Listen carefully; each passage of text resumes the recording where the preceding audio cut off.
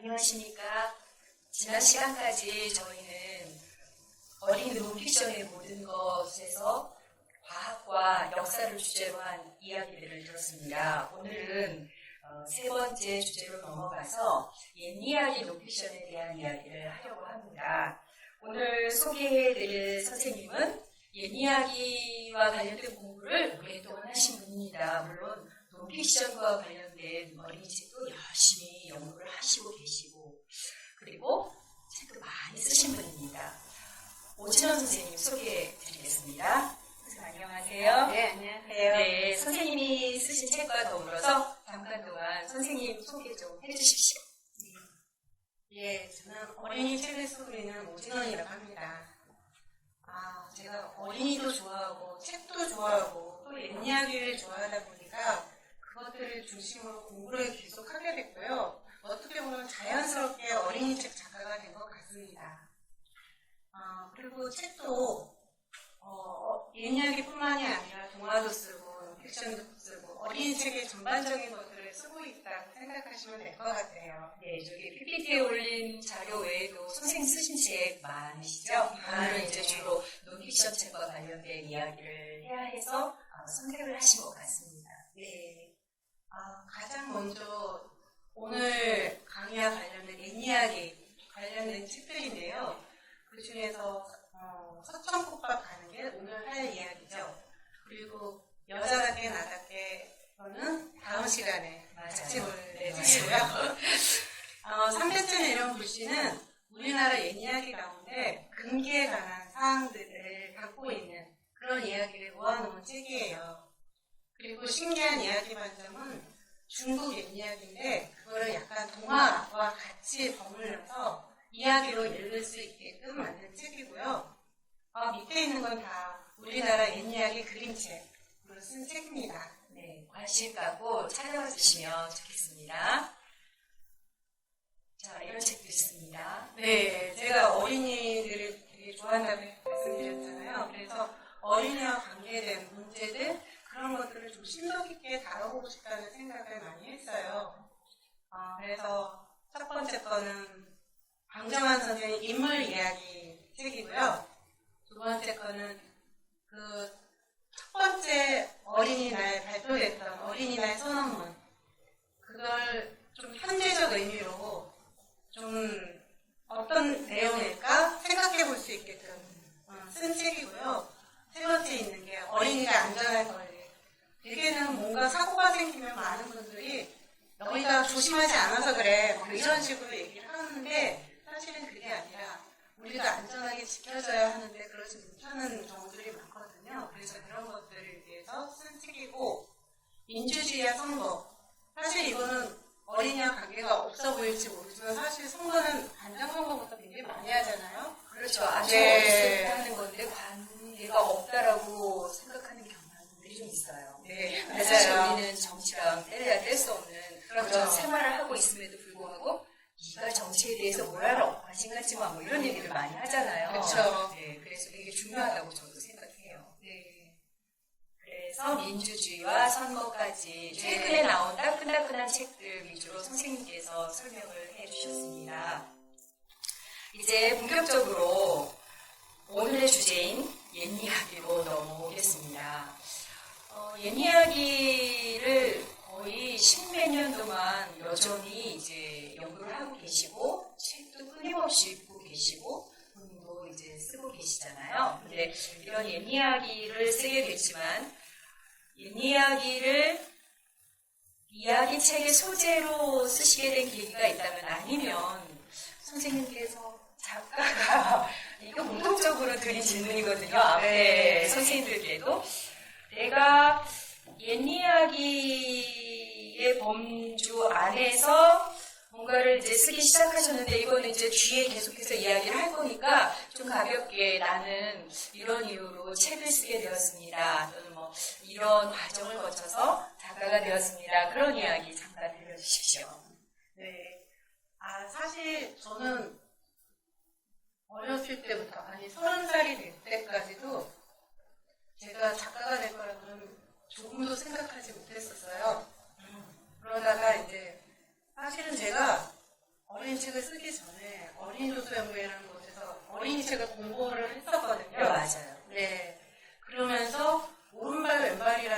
어린이 책 관련된 홈페이지도 만들어서 운영을 하고 그러면서 어린이 책에 관한 글들을 여러 가지를 쓰게 됐었어요.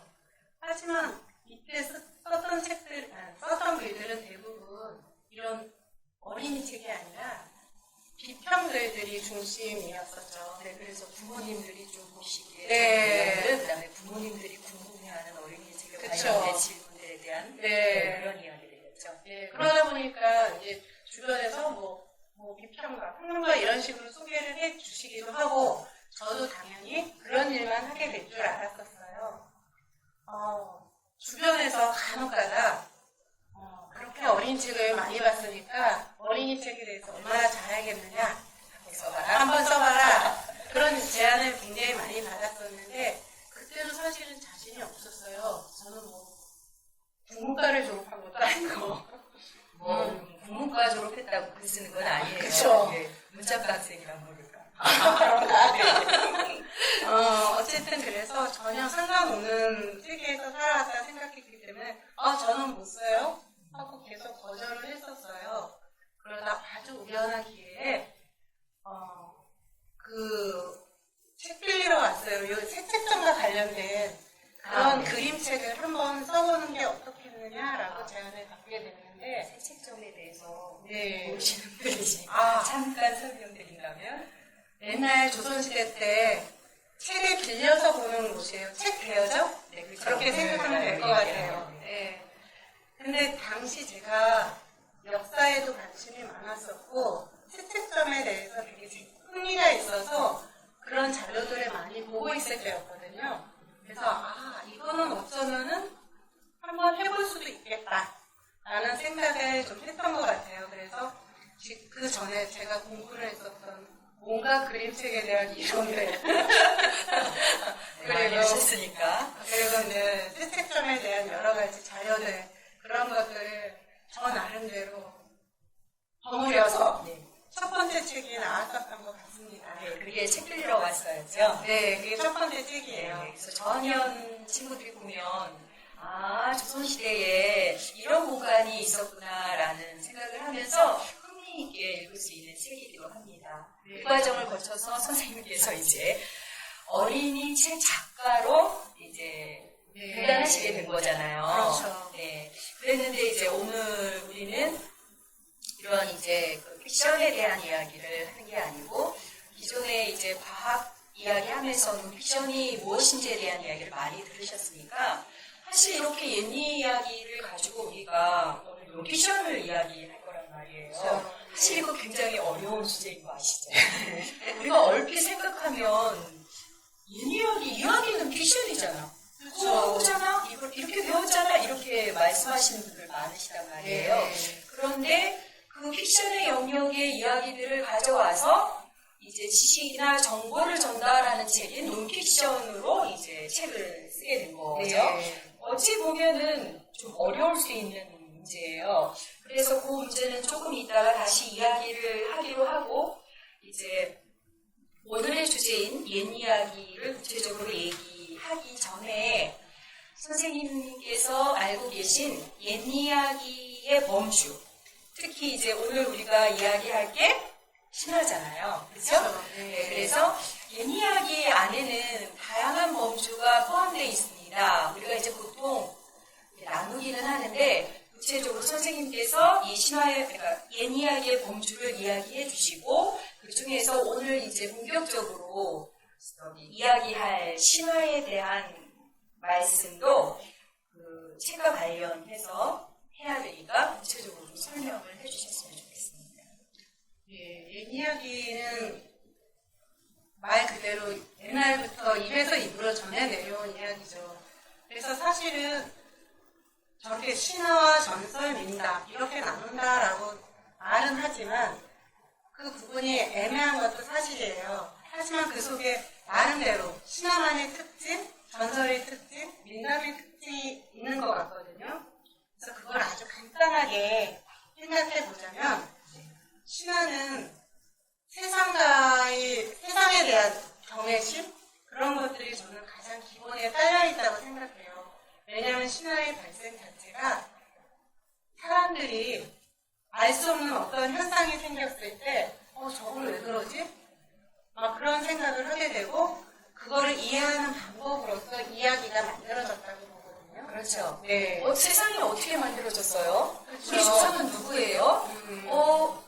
우주는요? 아니면 내가 살고 있는 이 공간은요? 궁금하잖아요. 그렇죠. 그것에 대한 질문의 답으로 신화를 만들었단 말이에요. 네. 그런데 그냥 이게 말이야 하고 과학적으로 설명해주면 금방 있잖아요. 근데 이야기는 힘이 세니까 맞아요. 이야기로 만들어서 이렇게 대대손손 그 의미를 전달해주는 역할을 하기도 하죠. 그렇죠. 네네. 그리고 전설 같은 경우는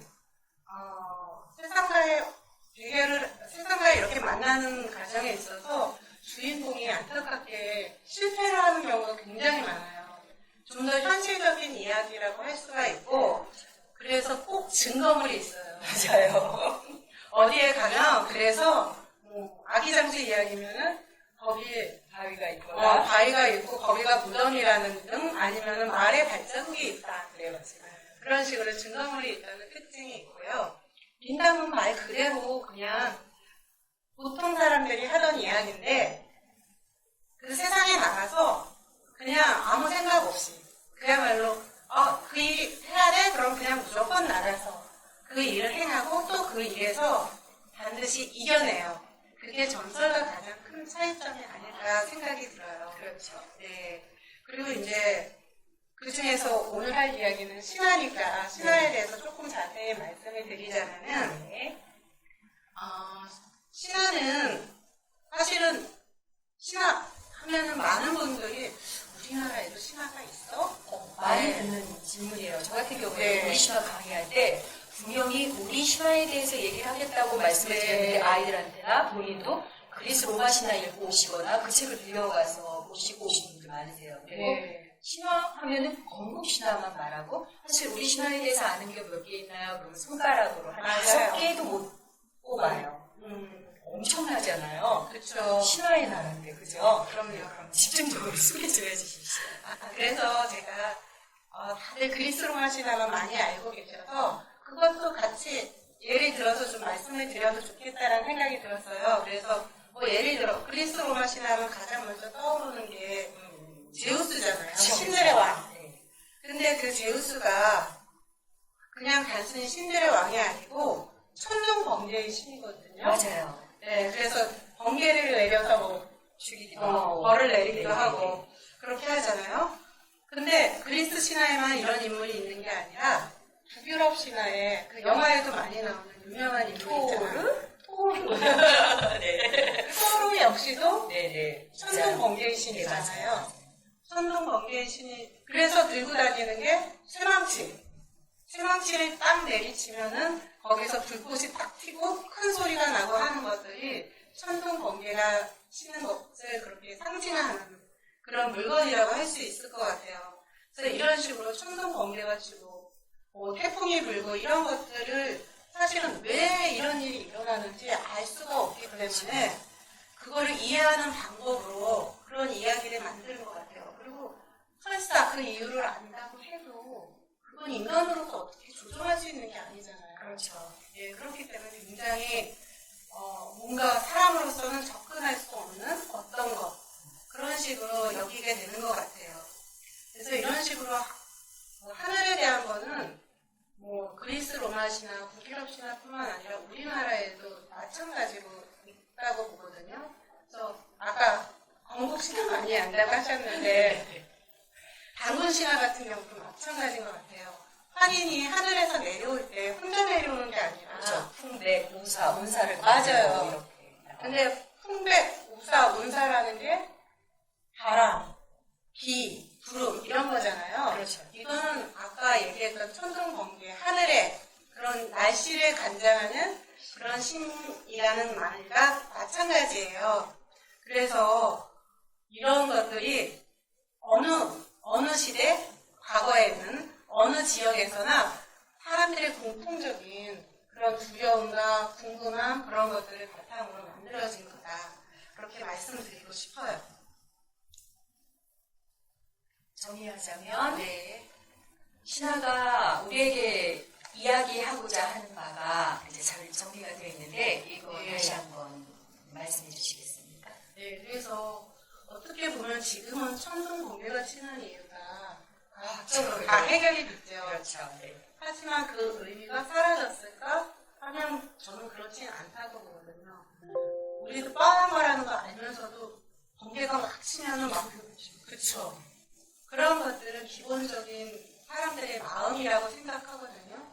그리고 나는 아니라고 생각하지만 오랫동안 그런 것들이 전해 내려오면서 나도 모르게 내 무의식 속에 담겨있는 그런 것들이 있다고 생각을 해요. 우리가 당도신화나 뭐 그런 것들을 해서 내가 고미자손이라고 말도 안 되라고 하지만 그렇죠. 그거 당근신화라는 게 있기 때문에 뭔가 공동체로서 공동체 일원으로서 어떤 그런 자부심, 예, 그런 것도 갖고 신화라는 거는 우리가 알게 모르게 일상생활 속에 굉장히 많은 부분 스며들어 있는 것 같아요. 그리고 지금은 과학적으로 거의 모든 게 해결된다고 하는 시대이지만 그럼에도 신화라는 건 지금도 계속 만들어지고 있다라고 생각을 하거든요. 그리고 우리 삶에 영향도 끼치는 그쵸. 거죠. 많이. 신화는 그렇게 계속 만들어야지 우리가 그 속에서 세상을 이해하고 받아들이고 하나 되는 뭐 그런 것들을 느끼게 되는 어떤 것이라고 생각해요. 그리고 신화가 그런 고민에서 시작하기 때문에 필수적으로 세상에 대한 이해나 아니면 어떻게 살 것인가 그런 가장 기본적인 철학과 좀 밀접한 관련이 생기기도 하는 것 같고요. 네, 맞아요. 오죽했으면 로마가 신화가 필요해서 그리스 신화를 가져다가 맞아요. 그리스 로마 신화로 맞아요. 만들었겠습니까? 그래서 우리가 알고 있는 게 사실은 그리스 신화인데 로마인들이 그러니까 국가가 자신들의 어떤 강인함 그리고 어떤 철학적인 바탕 이런 것들이 필요할 때 가져다 쓰는 게 신화잖아요. 그렇죠. 그러니까 신화가 있다는 거는 굉장히 좋은 거고 우리 신화에 대해서 조금 많이 알았으면 그래서 그리스 로마 신화라든가 일본이나 중국 신화라든가 또 뭐 인도 신화나 이집트 신화 같은 거 뭐 대개는 어린 시절부터 좀 보기는 하는데 민간에서 전래되는 우리 신화, 민간 신화 같은 경우에는 전혀 모르는 경우가 많잖아요. 그래서 선생님 책이 사실은 더 반갑거든요. 그리고 선생님이 애써 노력하시는 게 그런 맥락에서도 더 많이 필요한 부분이 아닌가 이런 생각을 하게 돼서 이제 이야기를 함께 이렇게 해보고 싶다는 생각을 하게 된 것입니다. 자, 그렇다고 한다면 신화에 대한 이야기는 이쯤 이해하시고 이제 본격적으로 선생님의 두 책 중에 오늘 천국과 가는 길이 이제 신화고요. 여자답게 나답게는 이제 민담이라고 흥미 중심의 이야기들이 이제 담겨 있는 거긴 하지만 저 안에도 신화에 들어갈 이야기가 담겨 있기는 하죠. 그러니까 뭐 그렇죠. 행복의 신 감정학이라든가 농사의 신 자청비라든가 이런 거 신화 속에 이제 나오는 인물들이잖아요. 그런 인물들이 또 이제 다음 시간에 이야기할 민담에도 섞여 있긴 한데 잠깐 그 부분에 대해서 설명해 주시자면 네, 사실 지금 말씀해 주신 것 말고도 예를 들어 천국과 가는 길에는 복타러 간 총각 이야기가 나오거든요. 복타러 간 총각은 사실은 신화가 아니라 민담으로서 더 많이 알려져 있어요. 근데 우리가 이야기를 보다 보면은 신화 속에 민담의 속성이 그냥 드러난 것들이 그냥 남아있기도 하고요. 이런 경우는 보통 신화가 계속 전래가 되면서 민간에서 전래가 되면서 신화적인 속성이 탈락해서 민담이 된 거고 하지만 그 신화라는 그 기본적인 그거는 그대로 갖고 신성은 그냥 간직하고 있는 경우를 말을 해요.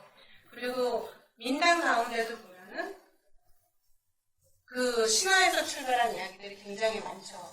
예.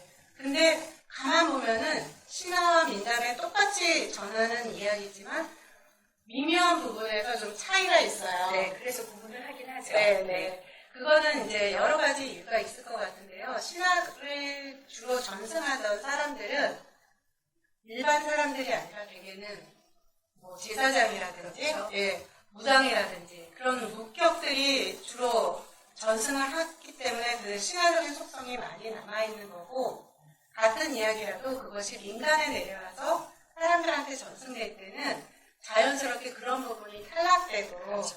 하면서 그 민담이 되기도 하고 그런 것 같아요. 그래서 저는 아주 세밀하게 구분을 하자면 신화나 민담이 차이가 있지만 큰 부류에서 생각을 한다면 그냥 같은 분야로 인이야기인 거죠. 생각해도 상관이 없을 것 같습니다. 네, 맞습니다. 좀 더 지자면 그 시간의 신 오누리 이야기 같은 경우에는 되려 다양한 그 무타르가 총각 의유의 그 민담들이 섞여서 되려 위로 신화적인 형태로 이제 만들어진 이기도 하잖아요. 딱 하나이긴 하지만 그래서 이 강의를 들으시는 분들께서 우리 신화에 관심이 많으시면 좀 책을 찾아보시면 더 재미있는 이야기들이 많이 있으니까 아마 본인들이 힘을 들여서 함께 신화 공부를 하셔도 좋지 않을까 싶습니다. 네.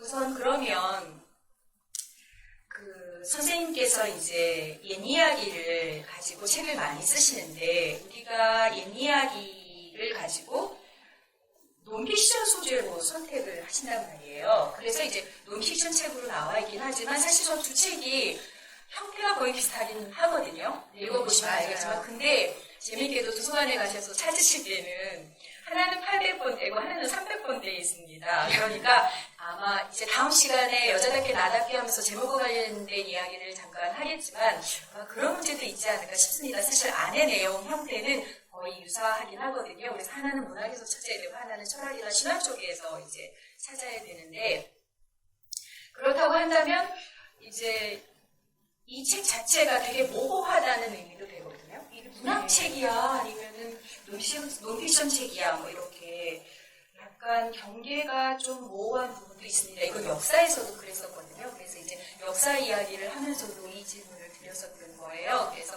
거기서 한번 듣기는 했습니다. 어쨌든 옛 이야기도 그런 맥락에서는 비슷해요, 역사랑. 그러면 작가님께서는 이 옛 이야기를 이제 논픽션 소재로 선택할 때 기준이 있는지 아니면 그 옛 이야기를 굳이 다른 소재도 많은데 오진호 작가님께서는 옛 이야기를 굳이 논픽션으로 접근하는 이유가 있을 것 같아요. 이거는. 네, 그래서 작가님의 책을 예로 들어서 나는 이런 이유로 논픽션 책으로 이야기를 좀 옛 이야기를 좀 써보게 됐다라고 좀 설명을 해주셨으면 좋겠습니다. 네. 제가 옛 이야기를 굉장히 오랫동안 공부를 해왔었는데요. 그러다 보니까 자연스럽게 이 정말 재밌는 이야기들을 아이들한테 좀 새롭게 써서 전해주고 싶다는 생각이 처음엔 무척 강했어요. 그래서 이야기를 새롭게 쓰는 일에 초점을 많이 맞췄었는데 안타깝게도 한 2000년 그 즈음에서 1990년대 말이나 그 즈음을 해서 옛 이야기가 굉장히 열풍이 일었던 적이 있어요. 네, 출판사마다 전체로 그렇죠. 옛 이야기 엄청 네. 됐었잖아요. 네, 맞아요. 그래서 굉장히 열풍이 일다가 어느 순간 그 옛 이야기 열풍이 사라졌거든요. 완전 꺼져버렸죠. 네. 그러면서 이제 그렇게 열풍이 사라진 원인 중에 하나가 저는 많은 분들이 옛 이야기 하면은 그거 초등학교 들어가기 전에 잠깐 보고 가는 책 그렇게 생각을 하고 그때 그러니까 한 7, 8살 때까지만 읽히고 그 이후에는 다 커서 그런 단순한 이야기 못하러 가. 맞아요. 네, 뭐 그런 얘기들을 굉장히 많이 하더라고요. 거기다가 그 전에 있었던 열풍이 일었던 2000년대 당시에 많이 나왔던 책들은 어린이 책의 특징이기도 한데 한번 스테디셀러로 자리를 잡고 나면은 그게 웬만해서 무너지지 않아요. 그렇죠. 네, 그러다 보니까 그 책들이 갖고 있는 게 여전히 있는 거예요. 그러니까 출판사에서는 이미 어린이 책에서 옛 이야기 시장은 포화 상태예요. 라고 얘기를 하거든요. 그렇기 때문에 새로운 옛 이야기 책을 기획한다는 것도 조금 어려움이 있었어요. 그리고 또 텔레비전을 가끔 보면은 이런 말을 해요. 옛 이야기는 문학성이 떨어지는 허무맹랑한 이야기다. 이런 말들을 소설가들이 나와서 많이 하더라고요. 맞아요. 저도 들었어요. 네, 그래서 너무나 속상하죠. 그런 얘기를 들을 때마다. 옛 이야기가 사실 사실 자신들이 쓰는 소설의 원천이 되기도 하고 네. 소재가 되기도 하고 여전히 우리 삶에 영향을 주는 요소들이 많잖아요. 그럼에도 불구하고 다양한 이야기거리가 있음에도 불구하고 그렇잖아요. 국민문학대계가 지금 엄청나게 나와 있잖아요. 네. 연구자들이 너무 발품 팔아서 노력한 결과물인데 그렇죠. 어느 시점에서 유행했던 그 전진류들은 이야기가 다 한정돼 있었잖아요. 그리고 계속 같은 이야기만 반복되고 그렇죠. 아시겠지만 엄청난 양의 이야기가 무궁무진하게 그럼요. 남아있는데 저는 그거 너무 아쉬웠거든요. 맞아요. 그리고 또 이제 그런 소식도 또 들렸거든요. 외국의 어느 도서관에서는 뭐 빨간 모자, 백설공주, 잠자는 숫설공주 이런 것들 전부 퇴출시킨다. 근데 그 이유가 성차별적인 요소 때문이다 라는 얘기가 막 나왔어요. 근데 사실은 저는 이 말 듣고 굉장히 답답했거든요. 그 성차별적인 요소가 많다라는 거는 옛 이야기가 갖고 있는 상징을 제대로 모른 채 겉으로 드러난 이야기만 보고서 그렇게 얘기하는 거지 않을까라는 생각이 들었고, 사실은 만약에 그렇다면은 고전 책들의 99%는 아마 사라져야 되지 않을까. 그렇죠. 우리가 알고 있는 명작이라고 하는 네. 것들은 다 걸리죠. 그렇죠. 네. 모든 작품은 시대성을 반영하죠. 반영할 수밖에 네. 없기 때문에 이전의 책들은 다 성차별적인 요소가 있을 수밖에 없어요. 그런 시대였으니까요. 네, 근데 그거를 옛 이야기에다가만 엄격한 잣대를 들이대고. 네, 그렇죠. 그래서 그런 것들이 좀 안타까운 거예요. 그래서 예를 들어서 이 수천꽃밭 가는 길에 보면은 그 자청비 이야기가 있거든요. 네네네. 예. 있어요. 그 자청비 이야기 같은 경우도 자청비란 여자가 주인공이고 그 자청비가 정말 파란만장한 일들을 겪어요. 그러고 나서 나중에 농사의 신이 되는데 그 농사 이상하게도 맨 마지막에 이제 그렇게 나오는 거거든요. 자청비가 결혼을 했던 문도령이라는 사람은 상세경이 되고 맞아요. 자청비는 중세경이 되죠. 그렇죠. 근데 우리는 상중하하면은 어떤 계층 차이? 그렇죠. 네, 그런 걸 그렇게 생각하죠. 생각하죠. 그런 걸 생각하기 때문에 이거 뭐냐, 이것도 남녀차별 아니냐. 그렇죠. 그래서 별로 안 좋다라고 얘기하는 분들을 많이 봤어요. 그 경우에는 이제 상징이 있는데 그 상징성을 전혀 그쵸. 고려하지 않고 상중하라는 이 단순한 단어만 가지고 해석하니까 맞아요. 그렇잖아요. 어차피 문도령은 인간 세상의 인물이 맞아요. 아니었고 하늘의 존재였잖아요. 그쵸. 네, 그리고 인간이었던 애는 진짜 자청비였는데. 그렇죠. 하늘의 사람이기 때문에 아까 제우스나 뭐 그런 사람들이 맞아요. 하늘의 기후나 그런 것들을 반장했던 것처럼 농사를 짓는데 또 기후가 되게 중요하잖아요. 그렇죠. 그렇기 때문에 위에 있는 그런 역할을 한다 해서 상경신이고, 상세경이고, 자청비 같은 경우는 정말 땅과 하늘 사이에서 적극적으로 농사를 짓는 그런 존재이기 때문에 중세경이 되는 거고, 그렇게 봤을 때 중세경이 갖는 위치가 가장 중요하다고 볼 수 있거든요. 맞아요. 저 신화에서는 가장 중요해요. 네. 그래서 이렇게 조금 잘못 알고 있는 것들을 그냥 이야기로만 해서는 사람들이 알 수가 없고, 그래서 옛 이야기가 갖고 있는 이런 요소들을 의미를 좀 사람들한테 제대로 알려주고 싶다. 그런 생각을 많이 하게 됐어요. 그래서 옛 이야기를 그냥 이야기로만 쓸 게 아니라 다른 방식으로 좀 접근하는 그런 게 좀 필요하지 않을까. 네, 그래서 이야기를 네. 전달해주고 그 이야기에 담겨있는 진정한 의미는 이런 것이 아닐까라는 그쵸. 이야기를 이제 붙여주는 네. 역할을 하신 거죠. 자, 이게 지금 보이고 있는 게 서천꽃밭 가는 길 이 책의 목차입니다. 얼핏 보시면 나 저거 아는 얘기인데 뭐 이런 것도 있을 수 있고요. 나 저거 처음 보는데 뭐 이런 얘기도 있을 겁니다. 이것 외에도 신화는 굉장히 많은데 우리가 지금 이야기할 것은 서천꽃밭 가는 길입니다. 그러니까 우리가 책을 읽을 때 제목을 유심히 봐야 하잖아요. 서천꽃밭 가는 길입니다. 그러니까 저희가 낯선 분도 계시겠지만 서천꽃밭이라는 이 공간으로 함께 가야 하는 겁니다. 그래서 이 책의 목차를 전체적으로 훑어가면서 선생님께서 이 목차와 더불어서 책에 담긴 신화의 내용들을 간단하게 설명해 주실 겁니다. 네. 삼신 할머니가 만든 서천꽃밭 했는데 일단 이 부분은 다들 아시지 않을까 싶어요. 아니요. 다들 아닌가요? 안다고 생각하시지 말고 그냥 모른다. 네. 이런 전제하에 하시는 게 맞는 것 같습니다. 아, 그래도 그거는 아시죠? 삼신할머니가 아기들을 점지할 때, 그거는 네. 다 아시는 것 같아요. 네. 네, 그 아이를 점지할 때 쓰는 꽃이 바로 서천꽃밭에서 가져다 쓰시는 거거든요. 그리고 그 서천꽃밭을 처음으로 만드신 분이 삼신할머니예요. 그래서 그 삼신할머니가 서천꽃밭에 정말 여러 가지 꽃들을 키우게 되죠.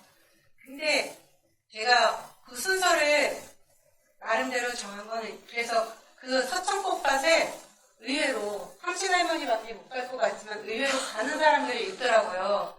진짜 그래서 엄격할 것 같은데, 그죠? 네, 근데 많이 가요. 네, 많이 가더라고요.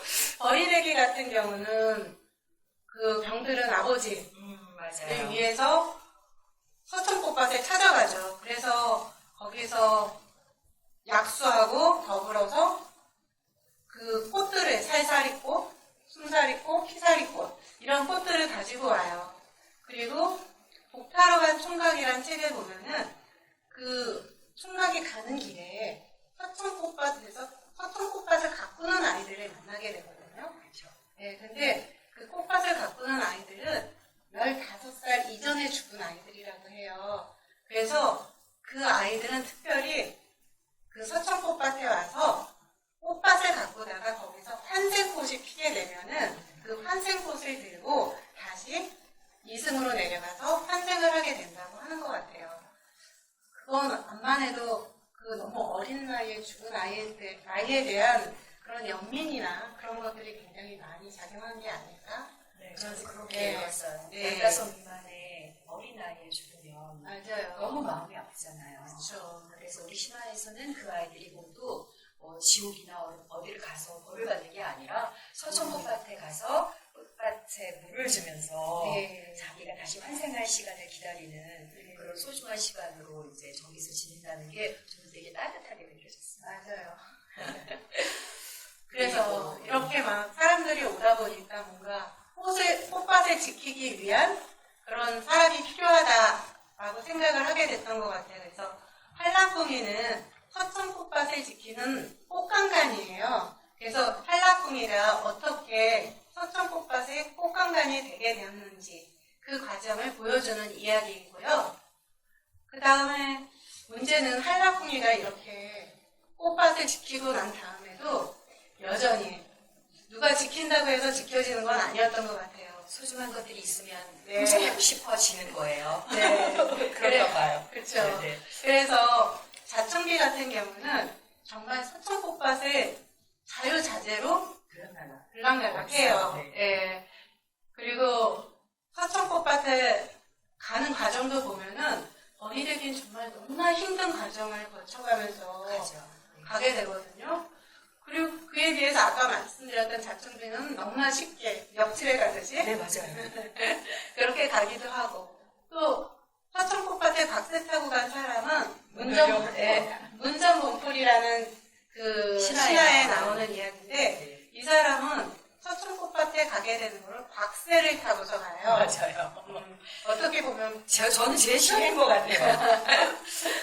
그렇죠. 그렇진 않겠네요. 곽새한테 고기를 계속 먹였어야 되니까. 그렇죠. 네. 자청기가 사실은 제일 제일 쉬웠네요, 쉬웠네요. 자청기가. 네, 맞아요. 네.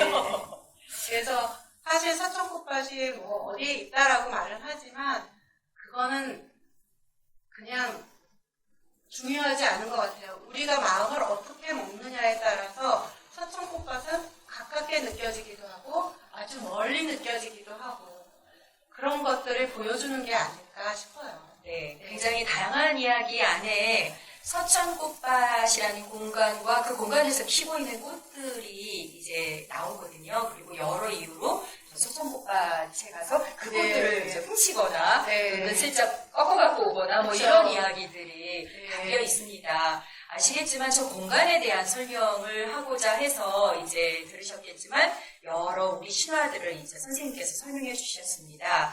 이제 마무리해서 깔끔하게 서천꽃밭은 이런 공간입니다라고 여지껏 이야기 들으셨잖아요. 정리해 주신다면? 서천꽃밭은 저는 삶과 죽음의 공간이 아닐까라는 생각을 해요.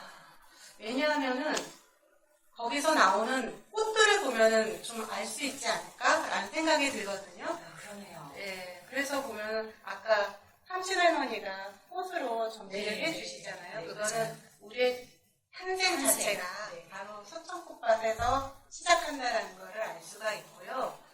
그리고 가장 많이 등장하는 꽃이 살사리꽃, 피사리꽃, 순사리꽃 뭐 이런 네, 거죠. 이런 맞아요. 거잖아요. 그거는 살사리꽃은 이렇게 살이 차오르게 다시, 네. 되고 피사리꽃은 피를 돌게 해주고 맞아요. 순사리꽃은 숨을 돌아오게 네. 해주고. 그거는 죽은 목숨을 살리는 거거든요. 네. 죽었던 사람을 살린다라는 게 사실은 말이 안 되는 것 같지만 우리가 어떤 위험한 상황에 놓이게 되면 이런 경계에 놓이기도 하잖아요. 예, 그런 삶과 죽음의 그런 경계에 있을 때 쓰는 그 심장 세동기 그런 느낌을 좀 받기도 했어요. 그렇죠. 네, 그래서 그런 역할을 하기도 하고 아까 얘기했던 목타르 간 총각에서는 환생꽃을 키운다고 네, 다시 네. 이제 다시 태어나야 하니까. 네, 네. 그런 환생꽃도 있고 그리고 감정꽃들도 굉장히 많잖아요. 맞아요. 그렇죠? 웃음꽃, 싸움 싸울 꽃, 네. 뭐 이런 식으로 그런 꽃들이 막 있는 거를 봐서 우리의 희노애락이 모두 다 거기에 담겨 있다 그런 생각이 들기도 하고요. 네.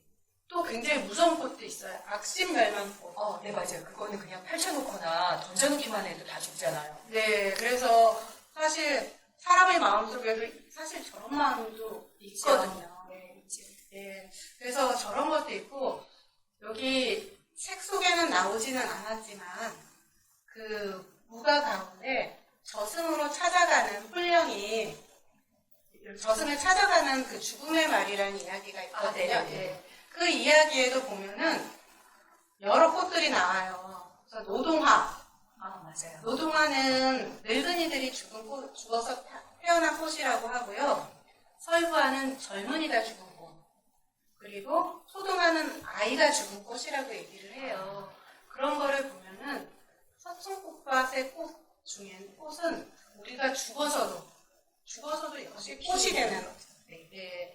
그러니까 너무나 자연스럽게 탄생에서부터 삶, 그리고 죽음까지 모든 것이 있는 곳이 바로 서천꽃밭이라는 그런 생각을 하게 된 것 같아요. 네, 저도 드라마 보면서 네. 저거 수천꽃밭 아닌가? 이런 네. 느낌 받은 장면들이 좀 있기는 했었어요. 네. 그리고 이제 그 맨 처음 읽어보시면 알겠지만 아이들을 탄생시켜주고 존재해주시는 우리 삼신 할머니가 만드신 네. 대로 오방 색깔로 맞아요. 동산을 만들면서 각각의 색깔들이 의미하는 그 꽃의 의미가 있잖아요. 네. 그 상징을 가지고 있으니까 읽어보시면서 이렇구나라고 생각하시면 되고, 사실 이런 신화가 좋은 게 뭐냐면 어른이건 또는 자라나는 우리 아이들이건 이런 요소들을 가지고 상상을 해서 자기 나름대로 상상의 나래를 펼쳐서 뭔가를 만들어내는데 이 공간을 활용하면 저는 되게 좋겠다라는 생각을 하거든요. 네.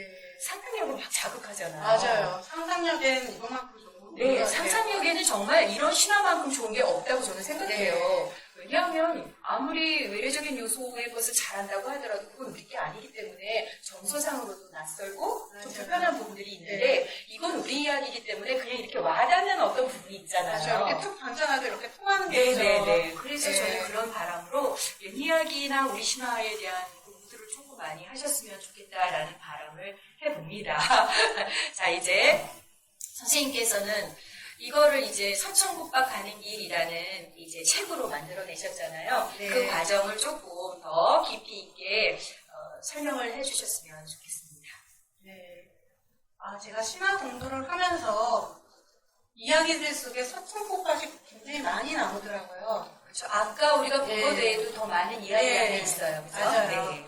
근데 사실 서천꽃밭이 주인공으로 등장하는 이야기가 없어요. 없거든요. 맞아요. 그러다 보니까 이 이야기에서도 찔끔, 저기에서도 찔끔 이렇게 나와서 사실은 각 이야기마다 큰 줄기 내에서는 슬쩍 배경으로만 존재하다 보니까 그 서천꽃밭이라는 게 익숙하긴 하지만 그거에 대해서 별로 생각을 하지 않고 넘어가게 되는 것 같았어요. 맞아요. 저도 그랬어요. 네. 아, 여기 나왔네? 그리고 여기서 꼭 가져가겠구나. 이러고 그냥 네. 넘어가고. 맞아요. 그래서 그 서천꽃밭에 있는 다양한 꽃들의 의미나 그런 것들을 이렇게 생각하다 보니까 저곳이야말로 정말 우리 삶과 죽음과 관련된 가장 기본적인 공간이다.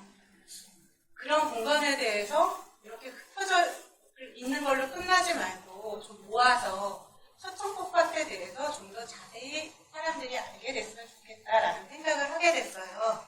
그래서 서천꽃밭이 등장하는 이야기들을 다시 제가 기억하고 있는 게 있으니까 막 찾아서 끄집어내셨네요. 네, 끄집어내고 그 중에서도 이제 어떻게 하면은 서천꽃밭이라는 공간을 입체적으로 사람들이 볼 수 있을까 그런 걸 고민하면서 그 중에서 뽑아서 순서를 배치를 해보고 그러고 나서 제어를 했죠.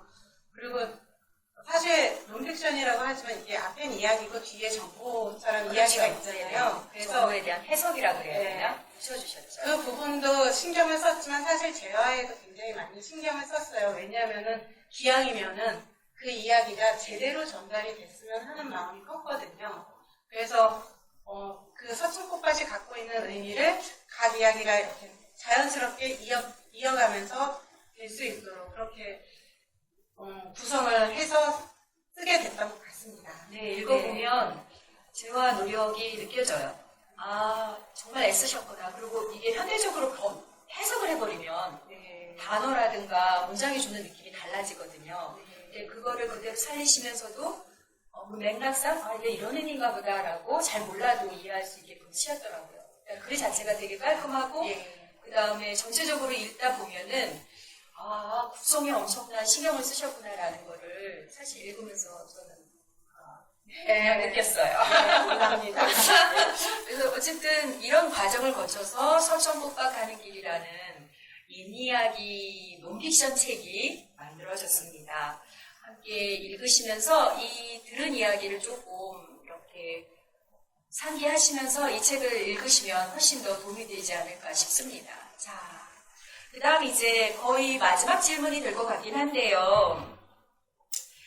옛이야기를 이제 소재로 내가 논픽션을 쓰는 이유를 아까 잠깐 설명을 하셨지만 거기에 뭐 책임감 같은 것도 느끼시는 것 같기도 하고 뭐 이러니까 옛이야기를 소재로 논픽션을 내가 왜 쓰는지 작가인 나는 어떤 책임감을 가지고 지금 집필을 하고 있는지 뭐 이런 이야기를 정리해 주셨으면 좋겠습니다. 네, 앞에서도 말씀드렸지만 어린이들이 옛 이야기와 친해질 수 있는 기회가 너무나 줄어들고 있다라는 생각이 많이 들었어요. 근데 사실은 그건 어른들 때문이거든요. 맞아요. 네. 100% 공감이에요. 네. 아이들은 사실 들려주면 다 좋아하거든요. 근데 어른들이 옛 이야기에 대한 편견을 많이 갖고 있기 때문에 보여주지 않기도 하고 또 우리가 알고 있는 이야기라는 것은 굉장히 단순화되거나 왜곡된 이야기들이 많아요. 네, 맞아요. 하지만 그거에 대해서 더 궁금해하지도 않고 알려고 하지를 않아요. 그러니까 정리하자면 사실 부모님들이 무지한 부분들이 있는 거네요. 이렇게 말씀드려서 죄송합니다. 옛 이야기가 워낙에 광범위하고 네. 그 다음에 하나의 이야기만 알고 있는 친구도 있어요. 그래서 맞아요. 예를 들면 뭐 여운의 이야기인데 사실 이 버전이 엄청 많잖아요. 그렇죠. 근데 부모님들은 그냥 뭐 국민서관에서 나온 책 하나만 딱 던져주면 그 이야기 사실은 작가가 어떤 텍스트를 기본으로 삼았는지 우리는 모르잖아요. 왜냐하면 전국적으로 유행했던 옛 이야기들 있잖아요. 네. 이거는 지역마다 약간씩의 차이가 있잖아요. 그렇기 때문에 같은 이야기여도 다룰 수 있다는 거를 알아야 되는데 그냥 이 뼈대에서 벗어나면 아니야 그거는 틀린 거야 뭐가 잘못됐지 이렇게 생각하시는 분들도 의외로 많으시더라고요. 맞아요. 그래서 제가 이렇게 과감하게 무지라고 표현을 드렸지만 죄송한데 사실은 부모님들께서 여러 이야기들을 좀 두루두루 살펴서 아이들과 함께 이야기로 좀 친해지셨으면 하는 바람을 저는 작가님하고 똑같이 갖고 있습니다. 저도 아이들한테 옛 이야기를 들려준 적이 있었는데 그때 중간에 어떤 아이가 손을 들더니 선생님 그 이야기 틀렸어요. 네, 맞아요. 하는 경우가 꼭 있습니다. 있었어요. 네. 그래서 저는 좀 옛 이야기가 갖고 있는 풍부한 의미를 보다 많은 사람들이 알게 된다면 이런 옛 이야기에 대한 편견들이 좀 사라질 수 있지 않을까라는 생각을 하게 됐어요. 네. 그래서 되도록이면 뭐 옛이야기와 논픽션, 옛이야기와 픽션 뭐 이런 식으로 옛이야기를 가지고 그냥 이야기 자체뿐만 아니라 다양하게 접목을 시키려는 노력들이 좀 필요하지 않을까라는 생각을 하게 됐습니다. 이러저러한 이유로 우리 오늘 오진원 선생님하고 옛 이야기를 논픽션으로 쓰게 된 여러 과정들을 함께 들어봤습니다. 마지막으로 부탁드리고 싶은 말씀은 다음 시간에도 이제 같은 이야기로 다른 책을 가지고 이야기 나누겠지만 우리 옛 이야기 속에서도 우리 신화나 전설이나 민담이 굉장히 많습니다. 몇백 권도 더 됩니다. 그런데 단순화시켜서 우리나라는 신화도 없고 일본은 신화도 많고 그리스 로마 신화 같은 신화도 있는데 우리는 없어라고 하지만 사실 아닙니다.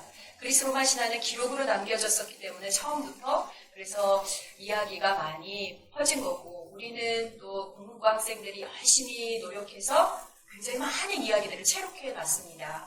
없어지기 전에요. 그래서 많으니까 관심을 가지고 좀 봐주시고 오준원 선생님 같은 분들이 만들어 놓은 책들을 좀 찾아서 많이 읽어주셨으면 하는 바람으로 오늘 이야기 마치도록 하겠습니다. 네. 인사드릴게요. 감사합니다.